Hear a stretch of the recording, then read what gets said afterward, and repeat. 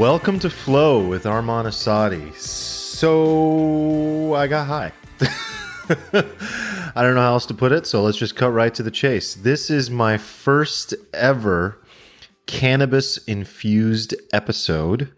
I smoked some weed.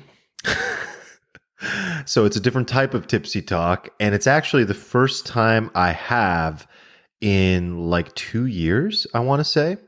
I have just become personally extremely sensitive to cannabis, and all the shit they make today is just so strong. And I need like 1970s dad weed, and that is like nowhere to be found. But anyway, I was in good hands. I was with my friend Ian Blair, who is the founder and CEO of BuildFire. And actually, the way Ian and I met is he was initially a client. I helped BuildFire build out, no pun intended, a lot of their marketing and copywriting for their website and various products and services. But if you don't already know about BuildFire, you should absolutely check them out. It's basically like an app builder. It's like the WordPress of apps. So if you know what WordPress is, that should click right away. But this was such an incredible conversation. As I said, I'm very sensitive to most like cannabis these days, and I just blast off way too far. And so I've avoided it for a while now because it pretty much is like a psychedelic for me. So, and my tolerance is really low, but it was actually perfect. Ian obviously, was able to help, knew exactly what he was doing, and being in the right set and the right setting with the right conversation and the right person just made this such an amazing conversation, such an amazing episode. I'm actually so amazed at how fun this was. I want to do it again.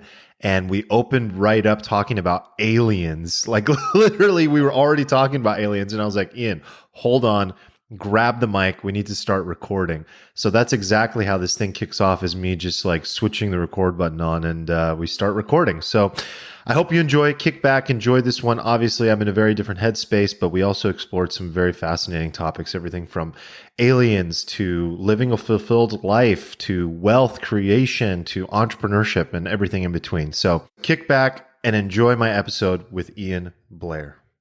Oh yeah, one more thing. No, not yet. 20-something% of you listeners are not subscribed to the podcast. So wherever you're listening, most likely Apple Podcasts, iTunes, hit the subscribe button. That's like way too many of you. You'll get notified when the episodes go live, and it helps support the show. So do that right now as you're listening, or if you're on Spotify, hit the follow button. Okay, now kick back and enjoy my episode with Ian Blair. Hold on, government documents. Yeah, there was just this fat release of government documents. So in the coronavirus bill, they introduced legislation because that thing was 5,000 something pages long. Yeah. Right? Okay. So they slipped in a bunch of shit. I heard about this. And part of it was releasing everything the government knows about like UFOs. Yeah. And they have to do it soon? Yeah. And this report just came out. And there was... Came out? Yeah. I feel... if I remember correctly, there's like thousands of reports of this shit. And then like there's these really compelling like documentaries on Netflix, like one called Unacknowledged, and it goes through like, because the aliens don't just visit the United States, they visit all around the world. Of course. So there's foreign governments that also have this type of information. So like, why would the whole world be making this shit up? And then like how many like people have come out like is crazy. Like, I mean, there's obviously people that lie about this shit, but there's some people that have like real like experiences, and then they go to the length to tell people where it like literally makes their life way worse off. Way worse off. They're taking like this huge like the down quality of life after that. Like I think I saw one of the documentaries, one guy was like, this was the worst decision I could have ever made to come out and do this, but I felt like he was a on choiceless choice. Yeah, and he worked on like anti-gravity things with flying saucers. So it's like you got guys like that. You have government documents. You have video footage from fighter jets and F-18 pilots. So like, and if you've ever talked to the pilot, those guys are like bang bang, like they're like human robots. They know, and they're going to tell you what they're like. You're not going to have some guy that flies fighter jets just making this bullshit up when he has it on camera. Like on our most advanced weapon systems, it's like you see a flying saucer and the fighter jet pilot's like, yeah, I saw a flying saucer that was from outer space. Okay, most likely it happened. Wow. You know what I mean? Yeah. Okay. So you came out by saying, yes. Go ahead. Okay. So let me bring this full circle. Yeah. So you realize the implications of like on a universal level that there is like consciousness in life that has evolved over like That's all I think about. millions or billions of years to create This is the episode I've been waiting to do my entire life. Yeah, these advanced civilizations. And then I think about their consciousness, and then I think about my consciousness. And like those are probably finite beings as well. Like they probably don't live forever. They've gone through how many cycles of life, of generations to where they're at. And like, is that just one giant like hive consciousness? So if we were like a hive consciousness, think about it like that, then you could think of like multiple lives. Like there's, research on past life regressions where basically people can unconsciously go back and like live their, or like see what their previous lives are. And then you hear about like soul evolution, which would make a hell of a lot of sense. And then when you get to do psychedelics that take you into the other dimension, and like, why is it like I do a bunch of mushrooms and smoke a bunch of weed? And that's exactly where your mind goes. Yeah. And then I'm like, it's like it opens up to you. Yeah. Like I see the other side. I'm like, this is the other side of life. Was that one of the moments like when you were describing this like mushroom experience where it was like that's where the the realization came 1000% there's aliens? No. Or is it just you're talking about these documents? Yeah, I just think you just kind of try to piece together the whole picture, because here's the thing, you're born and you have no knowledge. And like we have to go through this painful process of like growing up as a child. And part of it is like playful and fun as a soul, like when you can just be a kid. Think about like kids having like imaginary friends, like they're having a fucking great time. And you can have like a nice level childhood. of awe that you'll never attain again in your life. Yeah. That you have as a child. Yeah, it's like you see kids that were born colorblind, and then they get the glasses on, and then they can see color, and then like they have such an emotional and profound experience. Like that is akin to having these profound psychedelic experiences, to where you're like, holy fuck, I see all the colors now. This is such an overwhelming experience. Like my body and soul just needs to cry right now. Yeah. And just like be a human. And then when you can share that experience with other humans, then you can go on such a fucking deep level. And you can also like at some point you can see like my dad and I, we got stoned, and like we'll do things like this, and it's very cool to have like father son like get stoned, because it's like you're coming of age, you're an adult, which is cool, and then you get to just see each other as like different souls. Yeah. And my dad is a very spiritual man. Really? And he's gone to like these mediums and stuff. And what's also interesting is like they've like multiple people had said that he's like an old soul, and like they've said like, oh, you're around like 900 lives or something like that. And like multiple people have said the same thing. Yeah. And it's like I've met with some of these mediums, and like I've had some experiences that are like, I've always been curious about this stuff. I had one experience with a medium, like my parents set this up because they're into that shit, and like it's interesting. You got to be open-minded, I think, in life. Absolutely. Like if you just close-minded, like why not just fucking try it? Yep. You can leave and you're like, that experience sucked, or that was a very interesting experience, and like I'd be open to like learning more. I had one of those experiences, and then one I'm like, this guy's just a fucking quack. It's the same thing with doctors. Yeah. You know what I mean? Yeah. You get a full spectrum of possibilities. Some people just want affirmation. Like that's really what they're looking for with these mediums. It's like, oh, should I move? At the end of the day, And there's this like self-fulfilling prophecy. Yeah. You just need aspect. Self-validation, because like you're maybe too insecure to make like tough decisions by yourself. Yep. You just need that self-validation, which like is fine. I don't think there's anything wrong with it. Like if that works for you, that works for you. But like for me, I just saw right through it, and I didn't see much value. But then like I also met with a medium that said things that it's like, how the fuck could you possibly know that? So it was a different type, like it was a more valuable experience. Yeah. So, okay, I actually had an experience with a medium like that. And the next night, this is when I get to my dad, like my dad and I like smoke a joint. And then like he's telling me about how when he came into this world, like he chose his parents. I just think about like all these souls. And for some reason, I just had this vision of being able to like see my dad and I like in the other dimension, like just souls interacting with each other. Cause like, is that every lifetime you're supposed to like evolve your soul in some way, and you can evolve into like higher levels of consciousness. But going back to this like whole hive consciousness aspect, like I'm just very curious, like, okay, did the lights go out and it just goes dark and then that's it? Which very well could be the case, because I can't necessarily remember what things were like before I was born. But then again, when you go into these like different dimensions, in your mind, through dream states or hallucinogenic states, and you see that, you're like, like there's something to this. What is convincing? It's like it makes you think like there's something convincing about Yeah. this that feels it feels kind of like almost innate, like a Yeah. sense of being home. Because you get this like universality feeling, Yeah. like no matter what, right? You instantly feel connected to whatever you're seeing. Yeah. And I experienced that off just I wouldn't call it a hero dose, but it was like a good full Yeah. dose, and it was like immediate. The first thing was this innate feeling of like oneness, which sounds Yeah. so trite to say, Yeah. but it was like immediate. Like that's the only way you can describe it. Yeah, it's a very interesting experience, and when you have people that are just pure materialists, right? Mm-hmm. You know, the science minds, or Yeah. you know, they're completely disconnected from like the spiritual aspect. It's a form of fundamentalism Yeah, to be it that is. skeptical. Yeah, Yeah. exactly. Like just being an extreme skeptic, and then it's like life is kind of boring. But okay, say that's the case, sure, it goes dark. Big fucking deal. At least like you had some solace Yep. in this life, thinking that there was, you know, multiple lives, or there actually are, you know. Right. And it's like a lot of times when these fundamentalists will go down these psychedelic journeys, like I mean, if you try DMT or you try acid or something like that, which I have yet to do, but I absolutely will at some point in this life when the time is right. You know, but you give, you know, someone like that an experience, and then they're going to question everything. Absolutely. Like people that have no sense of spirituality, you know, we're also like so removed also from the world. Like you go down to the Amazon, like ayahuasca has been like a part of that culture for thousands of years. Right. Like humans are not the only beings that change their state, right? Like cats will get fucked up on catnip. Right, like they're if you Google it, you'll see like all these different animals and their drugs. Like dolphins, some of the most intelligent beings, they pass around a pufferfish like a joint and get stoned. No way. Yeah, and there's like video of it. Oh my God. So like all these dolphins are just swimming around in the ocean, you know, Damn. chewing on pufferfish, getting stoned, while you and I are just sitting in like a condo here smoking weed, chit chatting. Oh my God. You know, like our Yeah. consciousnesses are like. Here's an interesting thing. So we have to use words in order to like communicate what's in my mind to your sense of mind, it, right? yeah. And then that's how we can build like these complex things like society, right? Like language.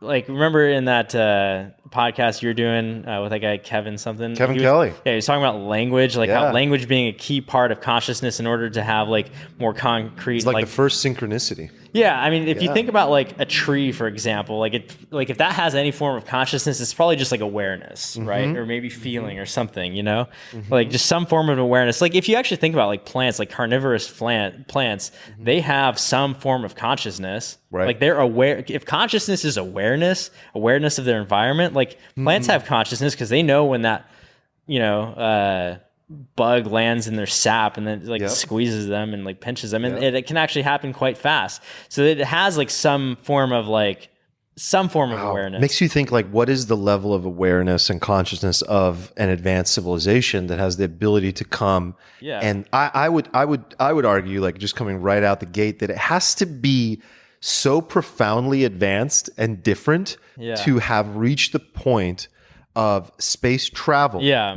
Also to a certain point, I believe that I do bbelieve that they exist. Like I was like planning on asking this question to like a lot of people. Like it's a consistent question I ask is like, where are all the aliens? Because Yeah. it's just like a beautiful way to like open up with anybody. Like Yeah. understand the way they think about life, the universe, God, everything, whether they do or don't believe. And then it walks you through the process of like how they look at things through a critical thinking lens. Like, what is the way in which their mind breaks this down? Yeah. And one of the things that immediately comes to mind, there's so many aspects to this for me. One of the things that immediately comes to mind is like, I believe that every time that there's been a correct viewing of a UFO, like just that moment that we capture as human beings or an experience that an individual has, it's intentional. Yeah. Like it can't not be intentional. Okay, you ready they're not for so this? stupid You ready for that they're this? going to accidentally show All themselves. right, you ready for this? Yeah. Okay.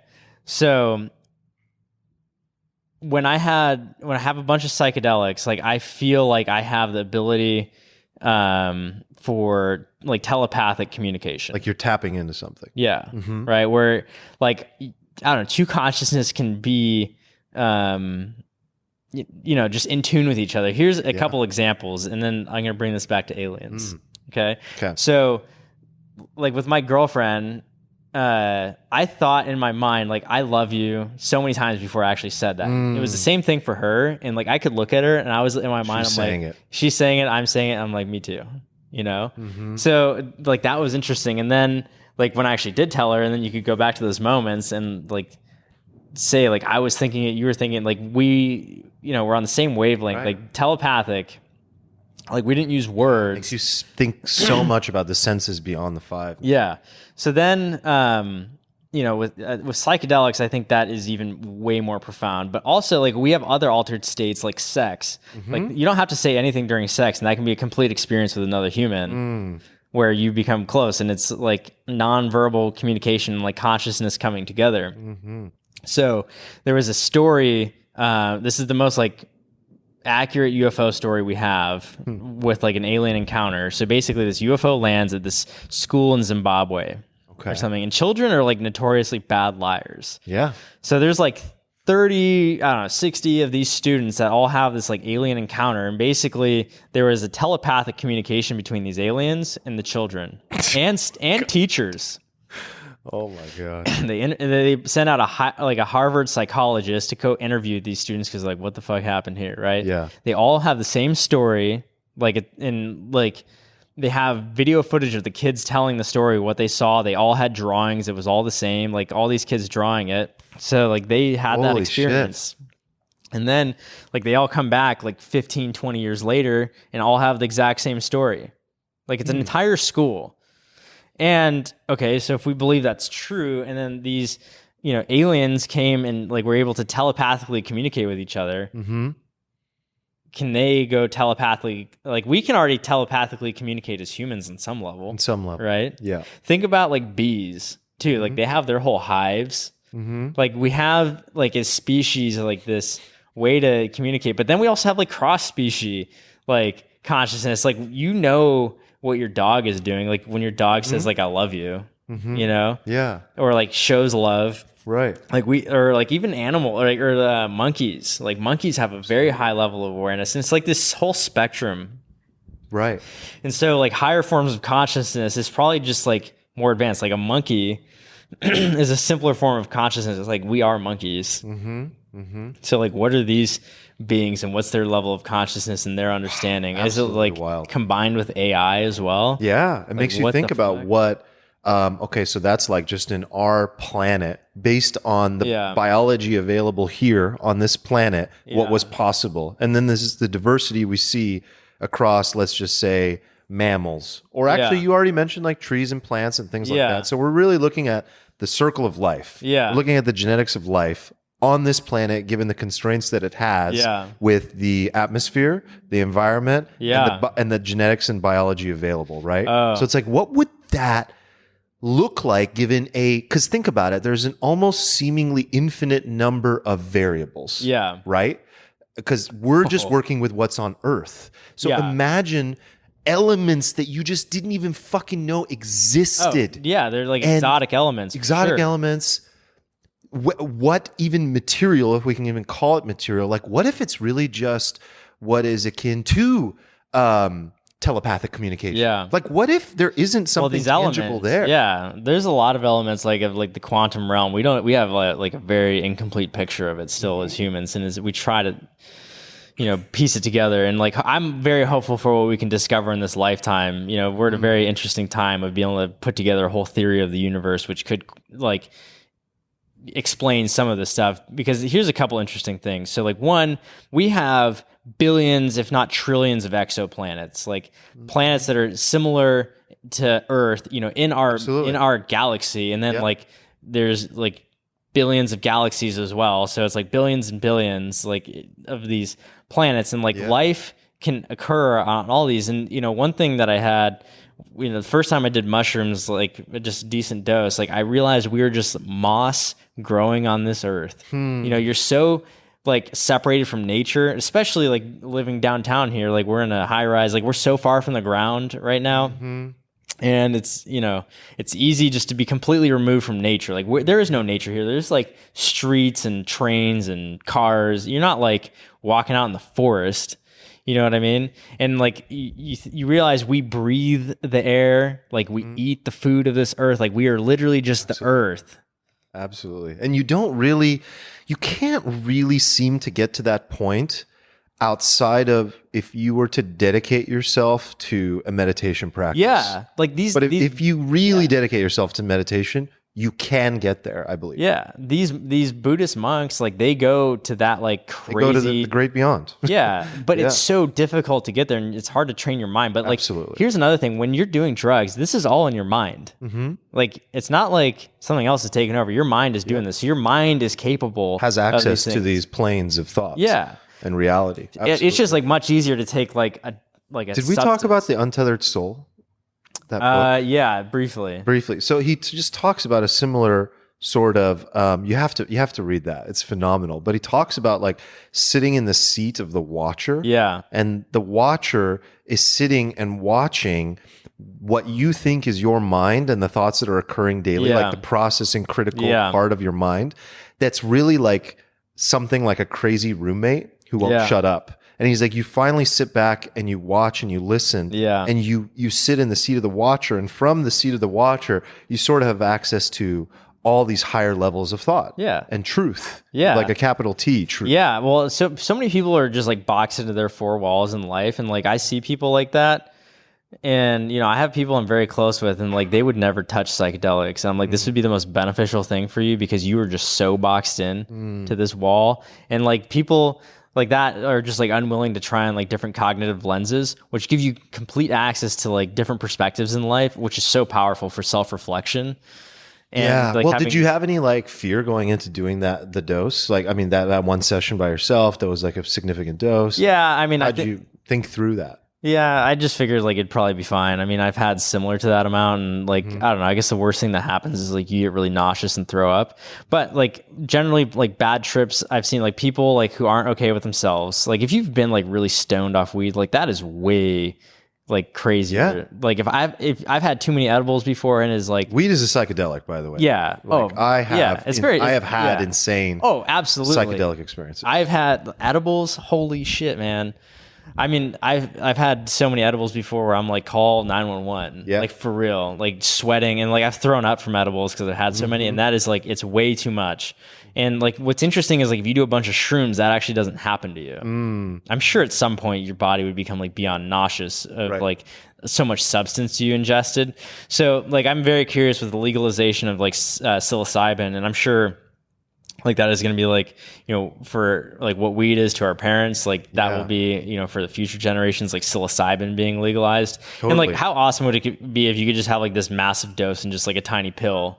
Well, I just thought of something you said. You were like, well, you know, this like conversation around the afterlife. Yeah. And you said like, well, the worst thing that can happen is that you live your life and you're like, well, at least I had this pleasant idea. Yeah. Right. And one of the things that happens when you look at the psilocybin studies. Yeah. They particularly give psilocybin in these studies, the therapeutic settings, to cancer patients. Yeah. Or to people that are like terminal. Did disease. You read Michael Pollan's book? Yeah. Yes. So like the most interesting thing, right, was that these people were more at peace with 100% life and death after taking psilocybin. Oh, 1,000%. Like that was their number one, like, and that's why it can and should be the therapy of choice. Yeah, I 100% agree. And like, here's another way I think about it. So like, I'm so curious about like what it's like in these alien civilizations and like advanced civilizations. But then again, like you're just this human and like,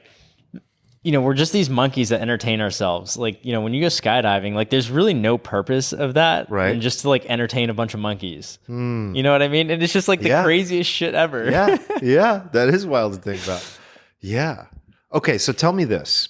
Because this is a question I've posed to people about the legitimacy of alien landings, or rather of alien material being left on Earth, and crash landing. So let me walk through this thinking. Okay. So you're telling me, and this is the part of me that is skeptical of something. So I'd like to actually I want to see how you think about this. Okay. So you're telling me these aliens that have the ability to not just fully access and utilize all the energy on their planet, that they've gotten off their planet. Yeah. Like, think of us in the future. We're trying to get to Mars. Yeah. Check. Did that. That Yeah. was easy. And then we now have the ability to most likely travel faster than the speed of light. Yeah. That's how advanced our technology would have to be. We're traveling faster than the speed of light, unless the only counter argument against that is that the alien life forms that are at Earth have been traveling for like billions of years to get here because they somehow knew to get here. Well, I think, we have like black holes and stuff like that. So there's probably like some way to warp space and time, which happens. Like gravity. They figured it out. Yeah. Well, actually, like when that guy was on Joe Rogan's podcast, he talked about like anti-gravity machines. Yep. Right. So, okay, if you think about... Well, but tell me this. Think about that. If you can manipulate gravity, then you can manipulate space and time. So therefore you could like... That's basically the hack. Yeah, exactly. Yeah. It was interesting because he was like, obviously we don't have it figured out because that would be like transformational and it's so funny to me though when they talk about these things where it's like I absolutely laugh so much when I hear like governments sort of protecting the information against each other because like you would think an existential I don't want to call it a threat but like an existential being would bring the planet together. But anyway, I want to get to my point. My point is like that's how advanced the civilization is and then they crash. Like that part doesn't make sense to me. Like you're going to crash on Earth. So either A, the crash stories are made up.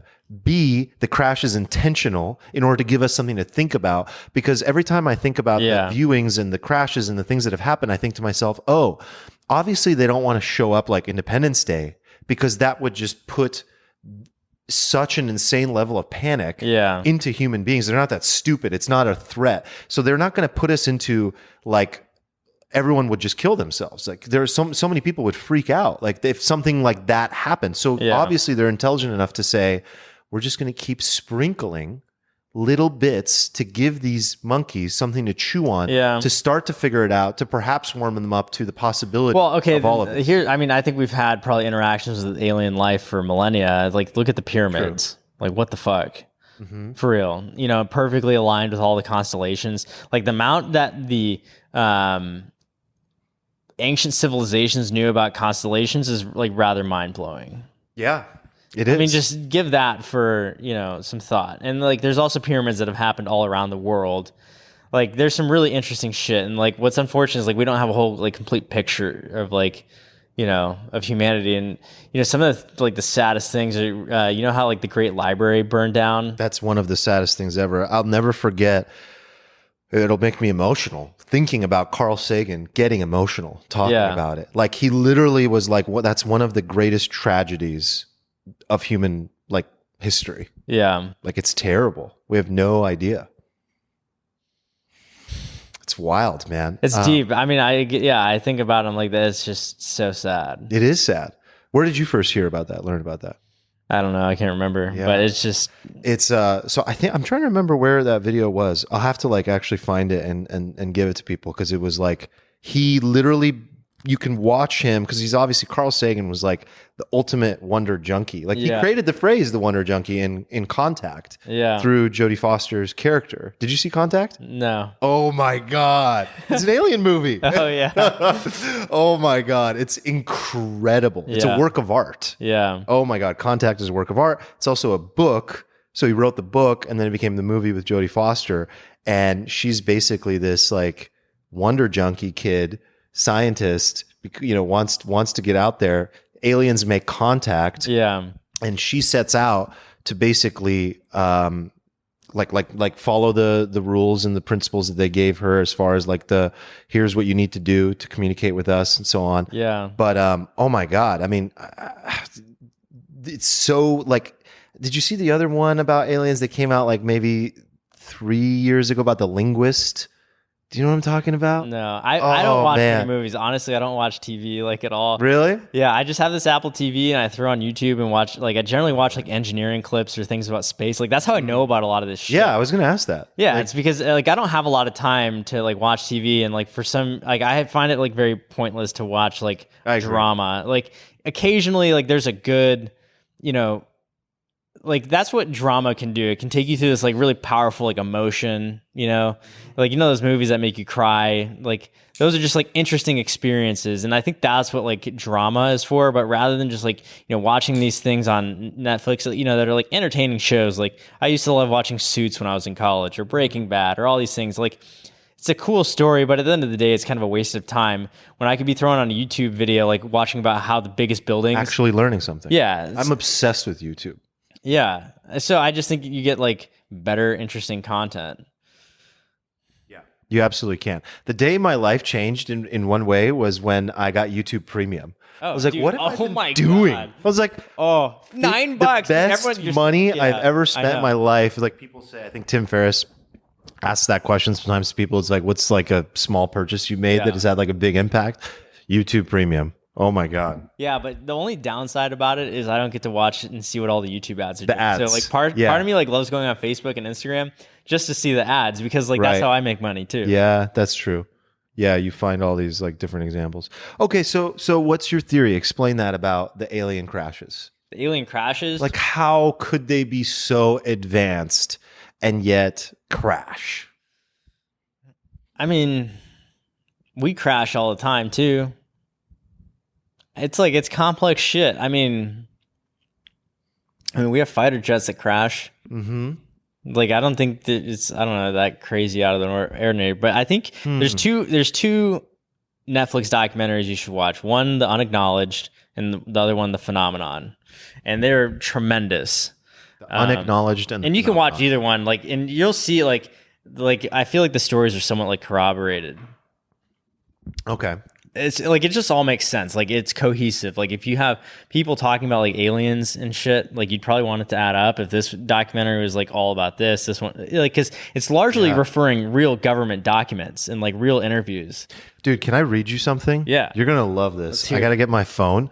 So I was talking to one of my other podcast guests, friends. Thanks, man. You're awesome. Thank you. So. Francis Pedraza, absolute brilliant guy, genius, honestly. And so a lot of the stuff that has floated around in 2020 is like conspiracies. Like 2020 was like the year of like intense level of conspiracies. Well, right? It's just we doubt all these institutions, and we should. The U.S. government fucking lies to us. Remember when they came out, they're like, don't buy a mask. Masks don't do shit. That's what Fauci was coming out. Like the government's purposely lying to you so people don't buy up all the PPE that the hospitals need. Like the government will lie to you. Directly. Yeah. They're full of fucking shit. And like you have these lifetime motherfucking politicians on both sides of the aisle. Yep. Nancy Pelosi, holy shit. Yeah. Can you believe that old hag? I know. Or, you got like Chuck Schumer. Right. Both sides. Yeah. Yeah. It's wild. I think... Yeah, it's absolutely wild to think about what's happening like literally right now, like literally. But this past year, 2020, was like as wild as it gets with some of these conspiracies. And so I was looking, like people were sending me things recently because I've been talking about censorship. Yeah. And posting like good stuff on it. Yeah. Thanks. I'm trying. I feel like I have no choice. I don't know. Like, it's good that you it's like you try to come out as a thought leader and do that. For me, it's like, it's just hard. I'm quiet. Absolutely. I just post cool photos of me like jumping out of airplanes and like surfing. It's not worth it to most people at all. Like, and I can completely understand that. Honestly, the way I view it, like honestly, like we can do so much to like manipulate the government and the environment and like try to make it a better place and like contribute to society. Like one of the best ways you can contribute to society is, I think, being like a job creator and like and providing like wealth, to the jobs and creating things, right? Like think about like how much Apple has created for the United States in terms of time, like jobs and supply chain. Like I think that's one of the best things you can do to like benefit society. But you can also get like politically involved and like participate in like, good movements. And like, there's a lot of like brave people that have pioneered a lot of movements that have moved us forward. The fact that we can go and buy weed now, like, could you imagine this stuff being illegal? And all those people who went to jail over it, or it's crazy. And like, and a lot of these people have like, made this, stayed activist for many, many years to see change. And like, that's, pretty noble in a certain way. But, I have so much distrust of these like giant institutions. Like, are they really, working in my best interest when they literally take all your money? Power corrupts. Yeah. The more power you give institutions and the more centralized they become, the weaker we become. That was the whole point of government, though. We the people, right? I think we're misunderstanding like the point of government. The point of government is to protect the individual and the little guy, to look out for their best interests. And so, but there's been this like profound level of stuff that has been getting talked about this year. And like, I don't know, I don't even think the conspiracy specifically is the topic, because it was just like this crazy stuff about the end of the world type shit, right? And it was like, this is what's going to happen. Trump's going to do this, that, and the other. Well, they've turned politics into literally a reality show that people can't fucking turn off, because that's all Facebook feeds you. Like, the entire planet is on Facebook, and Facebook just feeds you political stuff. Did you watch Social Dilemma? Honestly, imagine if Facebook said, we're not going to show you anything political, period. What if they literally just took politics off their platform? You know how better off we'd be as a society? Yeah. And people's ability to post about it, or just those. It's this fear machine, and it makes so much fucking money. Yes. Like, the news is just like, fear sells. And then I think what you were getting at was like, were you going to say something about how your individual approaches? Like, do you think that it's... Oh, yeah. Well, here's what I do. Do you insulate yourself a little bit from certain things? Yeah. I mean, tell me about that. Because I realized it's just like this crazy, like, I don't know, all these people arguing online, and like, you only see chaos online. When you walk out, like, you can just walk down the street. Like, things are pretty normal, to be honest. Like, I was in Miami hanging out with my buddies, the other week, when all this like Capitol Hill gets like raided and all that shit. I honestly wasn't on my phone. I was just hanging out with them. And I heard later that, people were freaking out about it. I'm like, I don't give a shit. Like, you walk out and it's just totally normal. Like, we went to an exotic car show. Like, there was literally like 1,000 exotic cars, it felt like, in Miami, like just the baddest cars on the planet. Is your approach like, okay, if I ignore the noise of the fear machine and the distractions, I'm individually as a person better off, healthier of mind, and that allows me to do the thing that I believe is like the biggest contributor that I can make to society, which is like create companies that create jobs. You think like a guy like Elon Musk gives a fuck? Like, honestly, that guy, he's too busy. Yeah, too busy thinking about, and he's creating off the planet. Shit. So like that is an example of like how you can make society a better place through like, certain businesses. That fall? Yeah, it's in your lab. We're all good. Yeah, it is an example. Okay, let me read this to you. So, let me just close this thought. So I just think like, if I like generate wealth for myself, like, wealth is a great way to protect yourself in this lifetime. Like, let's be honest. Like, I would rather be worth $100 million than no $1 million. Like, 100%. And when you can generate that type of wealth, having fun in life, like, why not do it? Yeah, I mean, that's the game as it's been currently set up, right? It's like, that's like the number one thing you can do to protect yourself, your family. I think a lot of people misconstrue money, turn it into this evil thing. No. And I think it's a beautiful thing. If I want a 5,000 acre ranch that has my own like crops and like, animals and shit, like, you don't get that for free. Like, you have to fork up. Like, imagine you forked up $50 million in Montana or Wyoming for like a plot of land. So if like things really, hit the fan, you have an escape where you could like actually provide for yourself and live off the land. Yeah. Right. And then having weapons to defend yourself. Like, why would you not want those things? 100%. Like, if you're really trying to survive, like, I mean, it depends on what your motives are. If you're just trying to like, I don't give a fuck about anything in life, and you're just like waiting every day to go by so you like get closer to dying rather than like living with a purpose. Oh my God. Holy fucking fire, man. I have to respond to that. It's like that. What percent of people would you say that is based on what you have seen? I don't know. Like, on one hand, like, I hang out with a pretty select group of people just because, like, I'm the type of person that's willing not to go out to hang out with people just because I know they're going to provide zero value in my life. So, like, I'm somewhat Machiavellian with, like, how I spend my time with people. Like, I'll let, the general population get some of my time, but, like, I largely protect a lot of that. That's good. So that's good. But my guess would be that I think people are absolutely incredible and beautiful, and they Yeah. all want to have like peace in life. They want to be at peace with life. They want to be at peace with death. They want to be able to provide for themselves, to provide for their family, to buy some nice things, to feel safe. Like every single person wants the same thing. Like we just want to be happy. We want different variations. Wouldn't that just be like Maslow's hierarchy of needs? Like Sure. really kind of just meeting those. And like some people have like different expectations than others. And it's like also like where you set your bar.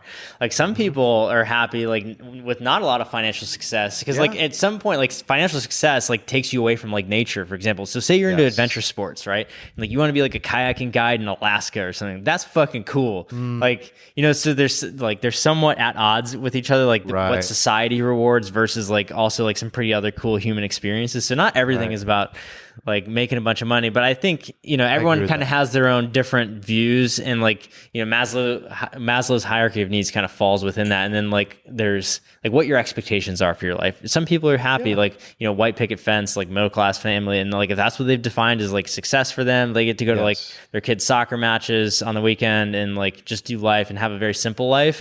Because also with a lot of wealth comes a lot of complexity. Like managing $1 billion, for example, is way harder than managing $100,000. Massively. Yeah. Like you need a whole team of people. So like with more money, honestly, does come more problems. And then you also have like, okay, society's rewarded with you with this fuckload of money. How are you going to deploy this? Like what charities are you going to spend it on? Like it's like there's so many charities that are just absolute trash. Yeah. Like, but there's some other charities that actually make some big shit happen. Right. They really do. Yeah. And that's a big responsibility. But that's my personal, you just like perfectly described my personal view of why money is a beautiful and valuable thing. Yeah. Because it's a huge level of responsibility. Oh, absolutely. But what you have is the ability to enact real positive change. As a result of it. Like if you want to make change, become of value to society. Oh my God, in a way that you generate money, which is a form of saying that my energy that I'm giving out is worthy of something. Like please take Kobe give some Bryant. back Like to Kobe me. Bryant was worth probably $500 million, right? You know, because he provided his skills of being an entertainer, right, and like just put in his work ethic, and then he gets to create all this positive change. Big time. You know, like think of when Kobe died. His message got spread to the whole world. That's true. You know what I mean? Yeah. And it's not because he was broke. That's true. Yeah. Interesting. So you had to attain a certain level of awareness to create enough, to give enough value, to create some wealth, to create some attention. Yeah. Basically. He became like important to society. He was an entertainer. Like even a guy like Conor McGregor, absolute like entertainer, but he had to put in the work. Right. The work. You can't just be all interesting. Like there's a lot of people that want to be flashy, but then when you got to deliver the goods, like that's like all the you know the Instagram influencers or some bullshit, you know, posting their fake lives on Instagram. Right. You know, when it's like, all right. So back to that point. I believe that, you know, what we have seen, especially over the last 10 years, a lot more people have become unhappy. And social media is a huge part of that. The social dilemma like really proves that. And I love what you're saying though, because it's like you're talking to me about I want to kind of like give you your own level, little meta level of awareness. Dude, your life, the way you're operating it is like a masterclass in intention and what is the wallpaper of my mind. Meaning the music I listen to, the places I spend my time in, the decisions I make, the people I dive into deep conversations with. I mean, especially the people, as you already stated. Yeah. And it's like you are what you surround yourself with and the decisions that you make. And so do you check your news feed and dive into CNN.com twice a day and then turn it on between meetings because you're worried about the state of the world? Or do you feed yourself in a way that like feeds your mind, feeds your body, feeds your soul so that you can be of utmost value to the world? Yeah, I think there is value in being like connected with current events and what's happening, but you can also just have like a morning email digest. Like I get the morning brew and you know, any major like world event, like they'll cover it. so if you can just dedicate those 5 to 10 minutes a day, read a newsletter, nothing interesting. Morning Brew. Interesting. Yeah, it's an awesome newsletter, and I subscribe to it like a couple, but that's the one where, I think they have like, it's easy. It's an easy read, like there's a lot, like it's just quality to just get up to date on the current state of affairs. Right. And that's all you give to it. Yeah. And that, but certainly I go on Facebook and, it's interesting how they've made it like biologically addictive to us. Oh my God. But I also do like it from the marketing perspective. Like I like getting marketed to, because that is my job. So like, me too. When I look at my, and the defense of marketing, by the way, is one. So when I was in college, marketing used to make me like sick. Like I used to like think about marketing and it would make me nauseous because I felt like it was only being used for bad, and consumerism, and to feed me things that I didn't need. Yeah. Then I had this epiphany years later, as I obviously grew up a little bit, and it was like, wait a second, mastering marketing is one of the most important things, because if you do want to do some good in the world, you have to understand how to make your message land for people. If you don't know, if you have the most incredible product in the world, but you can't make the message land for people and you can't show it, you can't tell it, you can't explain it, like then it dies. Well, here's the thing, like ideas, dude, like everything you've seen in life, like that cup you're drinking out of, like this place that we're in right now, all started in someone's mind. Like this place that you're in, that you're experiencing, this is my mind. All these lights, like this experience, like this is up here. And like everything that you see in life was created in someone's mind. So everything starts off as an electrical thought impulse in your mind. Ooh. And it's like, do you take action and make it happen? Like I started off with these business ideas, and it's like, all right, that's the beginning of anything that's created in life. And you just go like one step after another, and then it ultimately becomes material. And I'm not high enough. This is amazing. That's profound. That's profound, man. Yeah. That's where it all begins. Yeah. And the difference between the ones that we say like it's look at like the incredible things that they've done, and others is that they take that seed of a thought and they turn it into action. Yeah, and you create that thing through like repetition, right? Like your body is a great way of like representing like that in a way, because like if you have the work ethic to go to the gym and like eat properly, your body will do different things versus like if you're sedentary and you eat terrible foods. So it's essentially like that concept applied over a long period of time. You can essentially take any idea and like legitimately roll with it for 10 years and it will like highly likely be successful. Like take any idea and like honestly work on it for days. Yeah. Like BuildFire, it's a hard business to run. Right. I've been at it for like a minute, but like mobile phones are only becoming more integrated into my life. 100. So if I think about like, what am I going to on the future? Like, even if I made a bunch of money, what would I do next? If I wanted to stay in software, I'd probably be doing the same shit. Ooh. So like, I have a question for you. I heard this question, I believe from, who was it?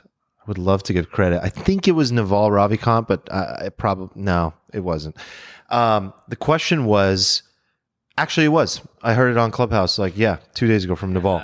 I haven't been on Clubhouse yet. It's a trip. It's a trip. Like, I think the concept's interesting, but I've been seeing it so much from my feed. I'm like, fuck it. I don't. You're like already people. over it. I don't want to be around anyone. Yeah. Like, fuck these posers. Fuck these motherfuckers. Like anyone important that I need to be around or have a conversation with, I feel like I can. Here's what's beautiful about it. I got to, at 1 a.m., Naval fires up a room with like two of his other buddies that I'd never heard of. They were off the charts brilliant.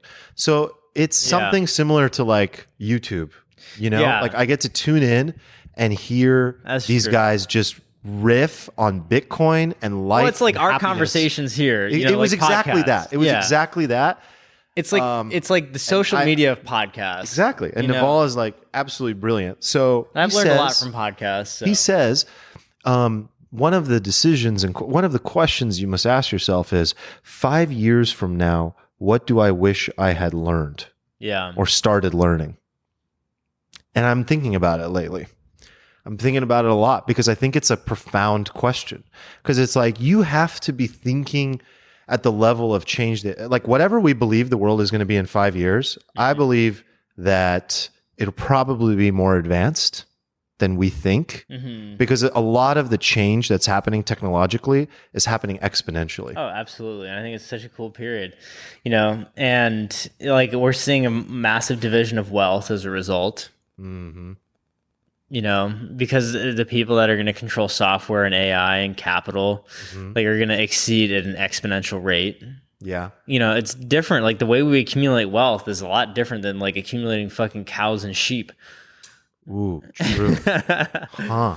It's like, oh wow, Things have really look at that guy. He's got shifted. 1,000 cows and like 500 sheep and like some land. Like that, big baller. Yeah. Where big ballers now like literally own fucking the internet.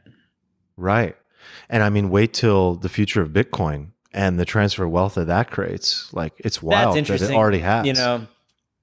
I saw right through this last rally, though. I was like, this is the same shit as last time. It's purely a speculative asset. Like, I 100% agree with the philosophy of it. But, and I want to see it do well. Like, I truly do, because I think decentralizing currency is a very interesting concept. But there's essentially no utility other than the fact that everyone just buys into it. Right. And right now. Well, and people are trying to use it as a financial instrument. Yeah. Like, it should not be used as a financial instrument, because it's just like you're playing the lottery. Totally. Like that's really what it is. It's like pure speculation. If you're viewing it as like a primary investment vehicle, like go buy a bunch of options on Tesla or some shit like that. You know what I mean? Like if you would have bought options on Tesla at the beginning of the year, like you would have made a retarded amount of money. Seriously.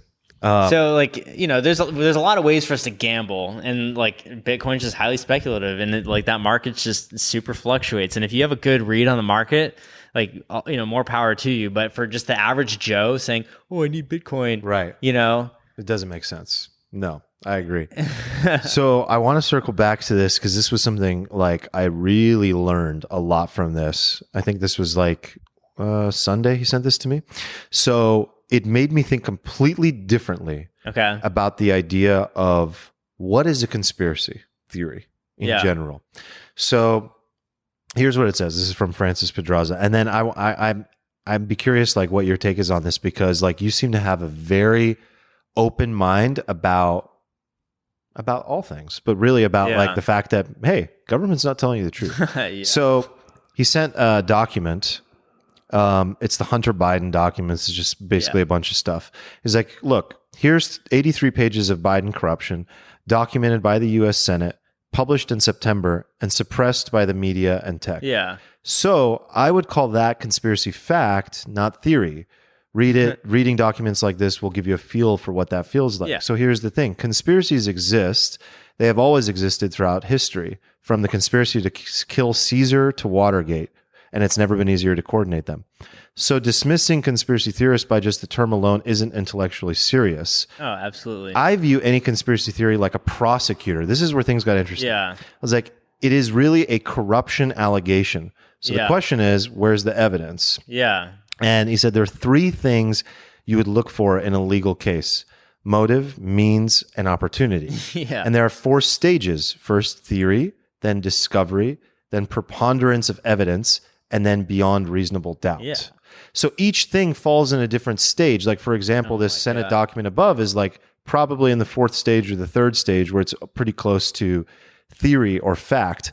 But his whole point is, in general, if you can build a model of the world that explains events without using conspiracy theories, do it. Occam's razor.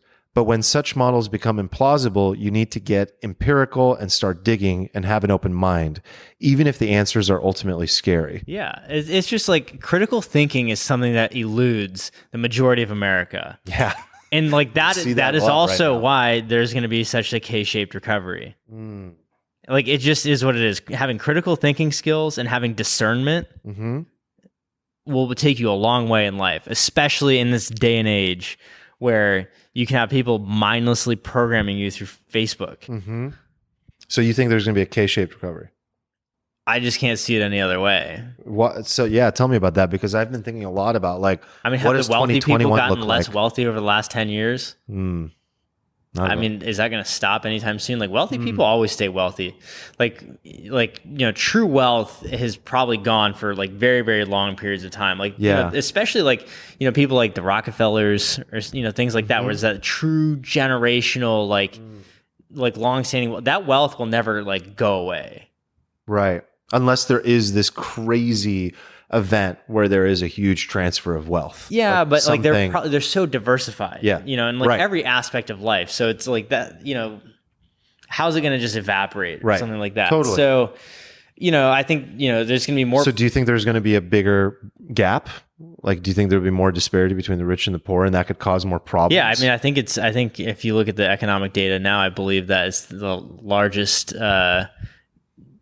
gap between the wealthy and the poor. You know, it's the biggest gap. Yeah. So, like, that's going to cause a bunch of tensions, and like, is that going to get any better? Sure. Especially when you have like corrupt politicians that are all bought by corporate, you know, money. Like, that's not going to stop. Like, our government is like fundamentally corrupt because like all the companies feed them on both sides.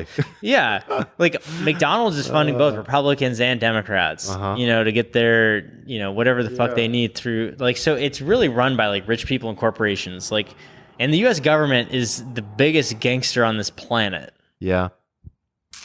So do you look at that, and what do you think when you look at that? When you see that, are you just like, this is outside of my hands? It's the rules of what the am I- game. Yeah. That's the chessboard. That's what you're saying. Okay, so what can I do? I really just want to enjoy my life. I want to have a bunch of money and like enjoy wealth and like enjoy the world, like going on surf trips, going skydiving, going snowboarding, going playing golf with my buddies, like going out to dinner with my friends, like just simple things in life and just like truly enjoying that. And like building the lifestyle that you envision, you know, from both like a learning perspective, like what you do for job, like how you move, like your fitness, what you eat, like you just curate that. And like that, I think that's really all you can do. And like you just play by the rules of the game just to curate your ideal lifestyle. Because otherwise you're in like a state of resistance, right? Like, what's the point of money if you don't spend it? Yeah. In like money is just a means to an end. Absolutely. Like, and I just want like the lifestyle I want, and money is like how I'm going to get there. Right. Because that's just like, It's just the vehicle. if you want any food, you pay for money. Like there's nothing wrong with money. And if you think money is bad, like you will never have a lot of it, period. Absolutely. Yeah, because your mind is literally wired to refuse it. Yeah, exactly. Like you're just like, this is not good for me. Yeah, I mean, be like dude, saying I pizza's bad. You'll never eat pizza. Yeah. I mean, I'm overly simplifying Exactly. it, but it is that. Because what happens is the decision changes. Yeah, and I grew up in a culture where money was like not like, you know, I grew up in like a conservative Christian type of ideology, like where I went to high school, like junior high, high school, college was all like Christian theology. And like, yeah, there's some people that made a lot of money, but generally like amongst the population, they had a negative view towards money. Oh, wow. So like I've kind of grown up, you know, in a life where, you know, people have had a lot of negative views towards it. So I feel it's like somewhat liberating to just be like, there's nothing wrong with it. When do you think that changed? Like, I mean, I knew when I was in like junior high or like elementary school, like that someday I would be driving a supercar. Yeah. So like you do now. yeah. Yeah. There's like, so from a very young age, and like the only way you can make that stuff happen is with money. So, Right. you know, I always knew I'd have stuff like that, but there's always kind of like a part of like guilt associated with it. This is Like really having a bunch of interesting, money, though. or just like admitting to someone that's like, I want to be a billionaire or something Right. like that. Like that is my goal. Like I like my minimum target is 100 million. Mm-hmm. Like if I made $100 million net worth at some point in my life, I'd be like, all right, cool. Like I did it. Mm-hmm. But I'm really going for $1 billion. I'd like to be worth over 100 million before 40 and then be able to grow that to $1 billion. Yep. And like the amount of change and opportunity and cool shit you'd be able to see in this life is like pretty cool. That is such an awesome way to look at it, man. It's like if you really, I think a core part of what you're really saying is that your driver is to experience life to the fullest. Yeah. So if that is the goal and you have this relationship with life that is like beautiful and I just want to absorb as much of it as possible, hey, that's the rule of the game. Play the game. Like protect your mind from all these like external things as much as you can. And like, oh, how do I get that? Well, the current tool is money. Yeah. So and then how do I get money? I have to go provide value to society. Yeah. Right? Right. You know, by helping people. Yeah. So like what's wrong with that? You know? It's so good. It's actually fundamentally like a beautiful idea. Yeah. Wait. So the game is set up, there's some corruption. Yeah. But you're telling me the game is set up to provide value to society. Yeah. How cool. Yeah. Like that's what I have to go do. So in so many ways, it does make the world a better place. In almost all ways. Yeah. But people focus on the parts of the games that are rigged, or the parts of they focus on, well, there's a lot of people that are making money that don't deserve it. They're not providing value to people. True. Absolutely true. Yeah. There's also a black market. Where money is transacted. Yeah. That's a piece of the game as well. Yeah. Because it's not totally constrained. You wouldn't want to like earn money through like illicit means or anything like that. Like most people generally end up regretting that, or like doing it through regretful ways, like, you know, making money off the poorest people. Yep. You know, preying on people, like, you know, scamming creditors. people in any way. Yeah, geez. Yep. You know, versus like providing real value to society. Like, I think you could take Elon Musk as basically like the poster child of something like that, where he, you know, has an idea, like he wants to help, you know, us make sure that we can live outside of Earth. You know, starts a rocket company and wants to save the environment by having electric cars. 100%. Like, wants to provide, you know, value to society and help people and provide all these jobs, and he happens to be the richest person in the world. But on the other hand, like, he's also like totally like nerd out on his businesses and can totally consumed by that, and he probably loves that. Right. You know, he's probably not like going and enjoying, you know, surfing on the beach, just chilling. Yep. So he has a different I don't know if he has like a choice, you know, in his own words. Like, it's very much like it seemed like he's wired this way, and like this is his life. But I also think you're right, like he's choosing to, like, work is his play. Like he gets to just be like nerding out on all these complex problems all day long, and to him that's like the ultimate. I think he's trying to play the ultimate puzzle. The ultimate puzzle is get humans off the planet. The ultimate puzzle is, you know, like change the environment overnight. Well, and he has an absolute like fascination by it, you know, and like, you know, I don't know if he was like into like extreme sports or some, you know, stuff like that, like that can obviously distract you a bit from that. So